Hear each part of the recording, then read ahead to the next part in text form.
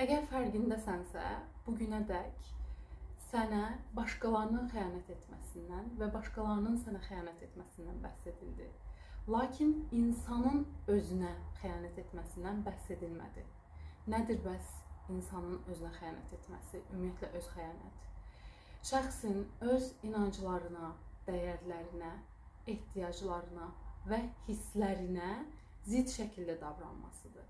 Yəni bir başqasını özündən daha önəmli görməsi, hesab etməsi və onun həyatına daha çox ayaq uydurması, öz varlığını bir nöqtədə yox saymasıdır.